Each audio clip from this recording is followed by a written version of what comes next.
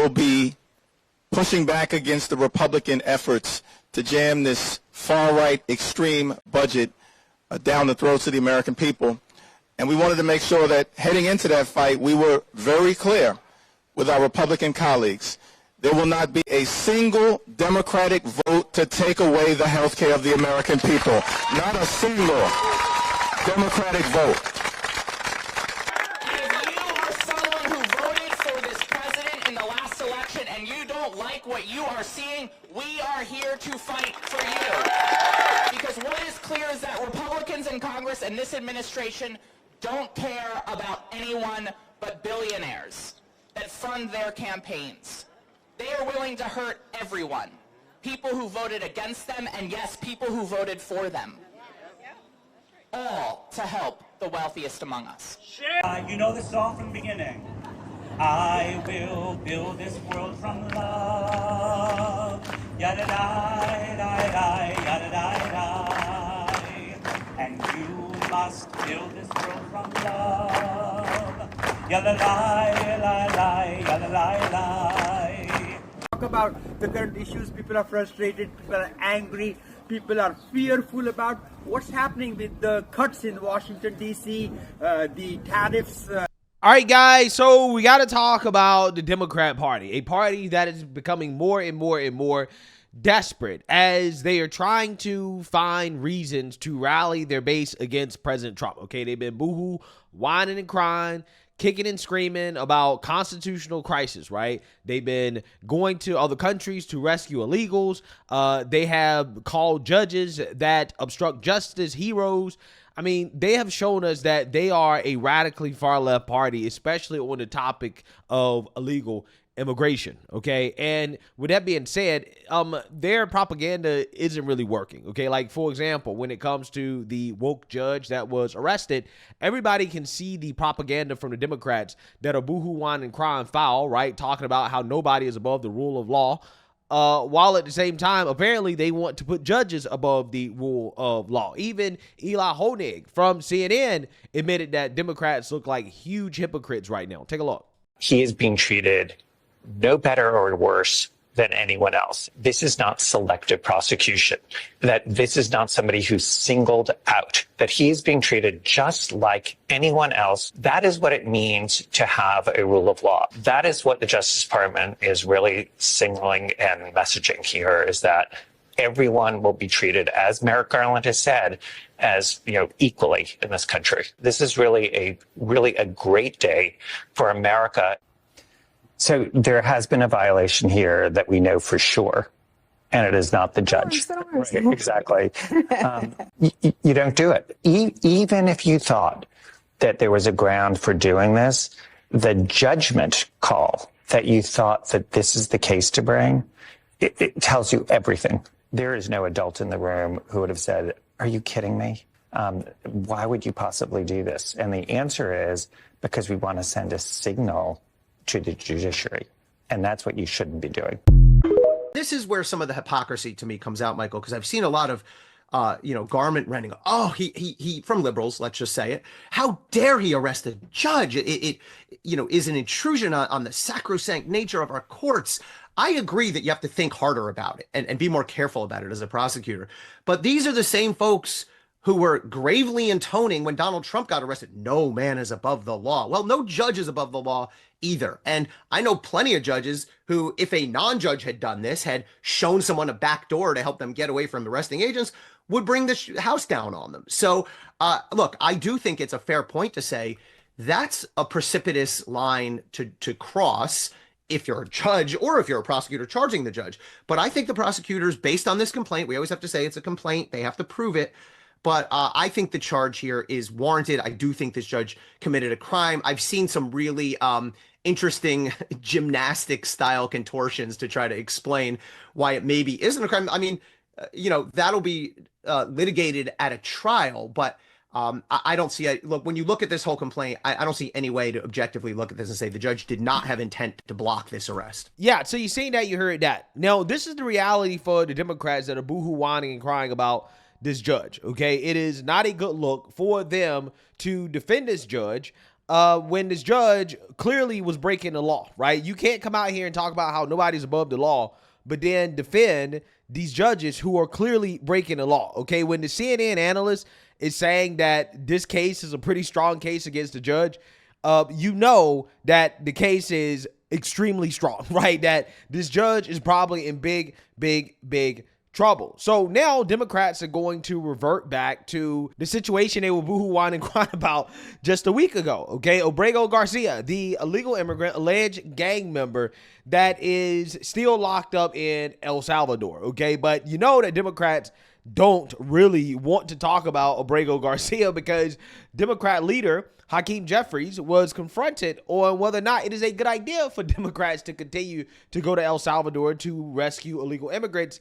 And he had a non-answer. Thank you, Leader. Congressman Henry Cuellar suggested recently that House Democrats made a mistake rallying around the deportation of Kilmar Abrego Garcia, who the Trump administration has accused of being a member of MS-13.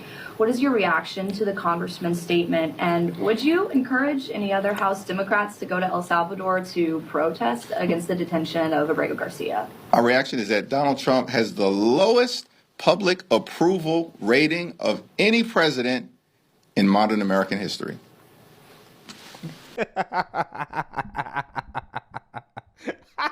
Yo, the Democrat Party is a clown show. Like I tell you guys all the time, they are the party of freaks, weirdos, high-calorie women, and low testosterone men. Okay, this is the Democrat Party.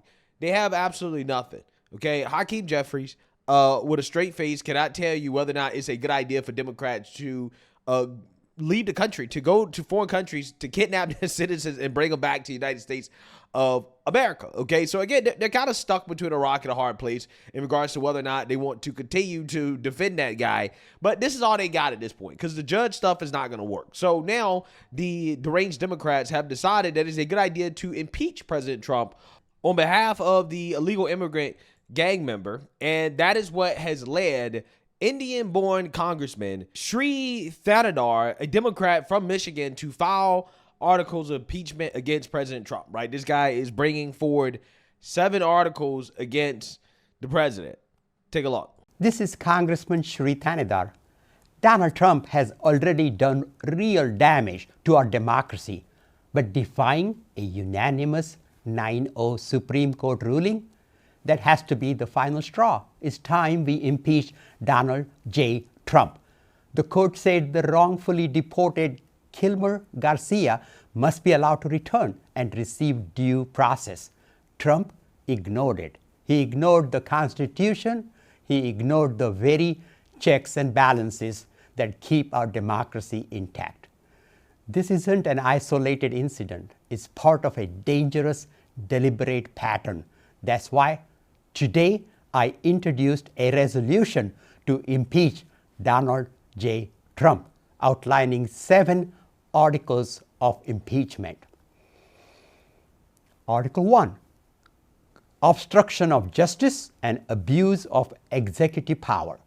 From denying due process to unlawful deportations, Trump defied court orders. Article 2, taking away Congress's power of the purse. Trump dismantled agencies and froze funds without permission from Congress. Article 3, abuse of trade powers and international aggression. He imposed damaging tariffs and threatened military invasions of our allies. Yeah, so you seen that, you heard that. Once again, Democrats are trying to make the midterms about impeaching the president. They're trying to make the midterms about another witch hunt against the former president, right? This is what they're trying to do. They're trying their best to put Trump on the ballot in the midterms, okay? That is essentially what this strategy leads to, okay? And Democrat leadership knows that this is probably not a great idea to campaign on this, to start talking about impeaching the president, which is why when Hakeem Jeffries was confronted on this, once again, he didn't really have anything to say. Thank you, Leader. Congressman Thanedar introduced 7 articles of impeachment today against President Trump. Given that Dems are out with messaging on other fronts, is introducing articles of impeachment an effective way of messaging, given that the numbers are just not on your side right now in the House? Haven't talked to him about it. Sam just stole my impeachment question, but Same answer. I'll follow up. If leadership is not supporting those efforts, are you actively discouraging members introducing articles? This isn't the first member so far that has introduced or said they would introduce articles. I haven't said one way or the other. I haven't evaluated the articles that were introduced. I haven't even had an opportunity to talk with him about it. Yeah, see, now you heard that, okay? Discount Obama clearly is stumped anytime he's asked a question where he can't spin the question back into his prescripted propaganda talking points against the president, right? That was actually a pretty good question. Hey, what do you think about these Democrats trying to file articles of impeachment against the president, even though they don't have the numbers, right? They know that this is a waste of time. Again, this is a witch hunt. What do you think about that? Hakeem Jeffries, well, I haven't talked to him. I don't know. It's like, well, you're the leader of the Democrats. If you're going to do something like try to impeach the president, you might want to talk to your members who try to do so, right? You might want to talk to them and ask them, hey, do you think that this is actually a good idea? Should we be doing this considering how we don't have the numbers, right? Again, Democrats do not understand that trying to make the midterms about Trump is not a good idea. But here's the thing. They're going to do it anyways. And one of the reasons why they're going to do it is because the far left base of their party wants the president in jail, right? And that is what the impeachment witch hunt is going to be about, right? It's going to be about throwing President Trump in jail. This is what they want. You know, so if this judge did something wrong and she broke the law, okay, she needs to be tried. But let me tell you something. Every single day, the Trump administration violates the orders that courts issue. Every single day, they go out and kidnap people off the street.